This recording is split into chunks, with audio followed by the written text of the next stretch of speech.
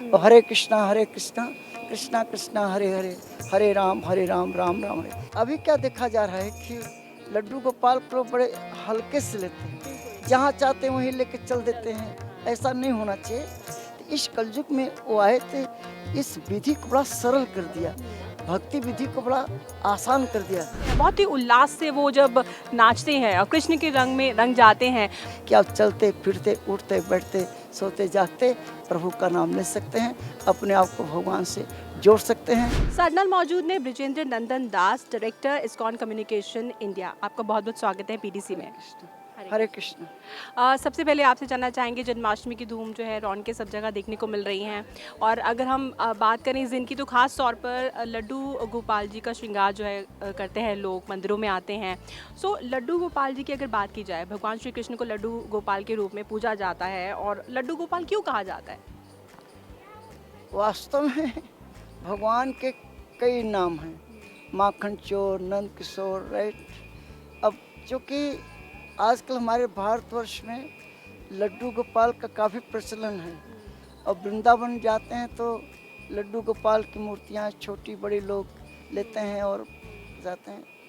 प्रभुपाद जी कहते हैं कि भगवान चाहे बाल रूप में हो और चाहे युवावस्था में, हर रूप में वो भगवान ही होते हैं, है ना? और वही, लेकिन भगवान को भगवान के अनुसार ही हमको उनकी पूजा आराधना करनी चाहिए। तो लेकिन अभी क्या देखा जा रहा है कि लड्डू गोपाल को बड़े हल्के से लेते हैं, जहाँ चाहते हैं वहीं लेके चल देते हैं। ऐसा नहीं होना चाहिए।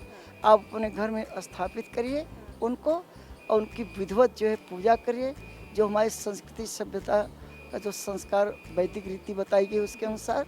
और सुबह दोपहर शाम घर में 3 बार उनका भोग लगाना चाहिए। ये डेली करना चाहिए, ये नहीं कि एक बार भोग लगा फिर से जहाँ ऐसा नहीं होना चाहिए। कि भगवान हर रोज भगवान ही हैं, तो उनका उसी हिसाब से उनका करना चाहिए। बिल्कुल, जैसा कि आपने बताया कि लड्डू गोपाल को घर में स्थापित करना चाहिए, और जी। लोग आजकल हर जगह लेके चल देते हैं, ऐसा नहीं होना चाहिए।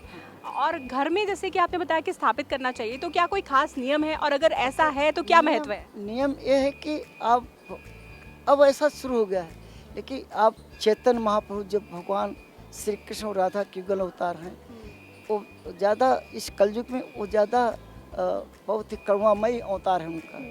तो हमारे प्रभुपाद जी चाहते थे कि चैतन्य महाप्रभु का आप रखिए, गौनिताई को रखिए, राधा कृष्ण को रखिए, और लड्डू गोपाल को अगर रखिए, लेकिन उनको भगवान की तरह उनकी पूजा करिए। ये नहीं कि जहाँ चाहो उनकी मर्जी लेके चल दो, ऐसा नहीं होना चाहिए। और जो घर में रखते हैं तो उस घर में मांस मदिरा नहीं होना चाहिए। आपको नियम से पालन करना चाहिए। जिस घर घर में अगर मंदिर है, ठाकुर जी का पूजा करते हैं, तो आपको लहसुन प्याज से परहेज करना चाहिए। किसी भी प्रकार का मांसाहार नहीं करना चाहिए, किसी भी प्रकार का नशा करना चाहिए। पवित्रता से अगर आप पूजा करेंगे रखेंगे, तभी उसका प्रभाव पड़ेगा, भगवान भी प्रसन्न होंगे। और हरे कृष्णा कृष्णा कृष्णा हरे हरे, हरे राम राम राम हरे कीर्तन करें और आनंद उठाइए। बिल्कुल, यही जो है मेन मूल मंत्र है, हरे कृष्णा कृष्ण कृष्ण हरे हरे, हरे राम राम राम हरे हरे। तो अगर हम बात करें भोग की, तो लड्डू गोपाल को किस तरह का भोग लगाना चाहिए? वास्तव में भगवान को शुद्ध और सात्विक जो भोग अर्पण किया जाता है, बड़ी ही शुद्धता से। ये नहीं सोचना चाहिए कि हम ये लड्डू गोपाल कहना, कृष्ण बाल रूप है उनका, है ना। उनको भोग वही लगाया जाता है, फल का, नाना प्रकार के जो फल हैं उनको लगाइए, सात्विक हो।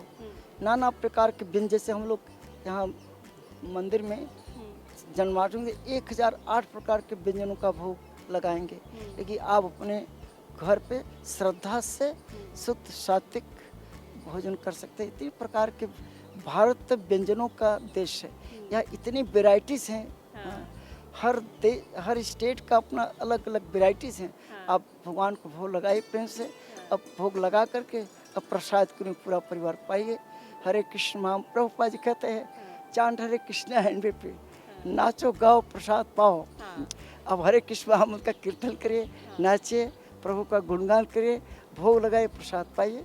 बिल्कुल, भोग लगाए, प्रसाद पाइए। और जैसा कि बृजेंद्र जी हमने देखा है आजकल ना हर कोई बच्चे बड़े जब वो नाचते हैं बहुत ही उल्लास से, वो जब नाचते हैं और कृष्ण के रंग में रंग जाते हैं तो एक अलग ही कहते हैं ना माहौल क्रिएट हो जाता है। वास्तव में चेतन महाप्रभु के रूप में जब भगवान श्री कृष्ण राधा और कृष्ण का युगल होता है चेतन महाप्रभु, तो इस कलयुग में वो आए थे, इस विधि को बड़ा सरल कर दिया, भक्ति विधि को बड़ा आसान कर दिया कि आप भगवान का नाम लेते हुए कीर्तन करते हुए खाते सोते यथा तथा नाम ले, भगवान का नाम उठते बैठते खाते कहीं भी ले सकते हैं। और देखो प्रभुपाद जी ने पूरी दुनिया में इन नाम का प्रभाव कर दिया। अब विदेशों में कहीं भी जाए हमारे भक्त लोग हरे कृष्णा कृष्णा कृष्णा हरे हरे, हरे राम राम का कीर्तन करते हुए चले जाते हैं। सड़क पे कहीं भी जाओ तो कहने का मतलब कि एक ऐसा मंत्र है हरिनाम संकीर्तन यज्ञ कि आप चलते फिरते उठते बैठते सोते जागते प्रभु का नाम ले सकते हैं, अपने आप को भगवान से जोड़ सकते हैं। क्योंकि चेतन महाप्रभु कहते हैं कि कलि काले नाम रूप कृष्ण अवतार, कि इस कलयुग में भगवान अपने नाम के रूप में अवतार ले लिया है। तो हरे कृष्ण मंत्र का जप करिए और प्रसन्न रहिए, इससे आसान तरीका और कुछ नहीं। भगवान तो गीता में कहते हैं कि पत्रम पुष्पम फलम तुम, कि अर्जुन जो पत्र पुष्प फल और जल मुझे अर्पित करता है प्रेम से, मैं उसे खाता हूँ, स्वीकार करता हूँ कि भगवान भाव के भूखे। भगवान भाव के भूखे हैं। बहुत बहुत धन्यवाद बृजेंद्र जी, आपका बहुत बहुत धन्यवाद। हरे कृष्णा। हरे कृष्णा। हैप्पी जन्माष्टमी। हैप्पी जन्माष्टमी।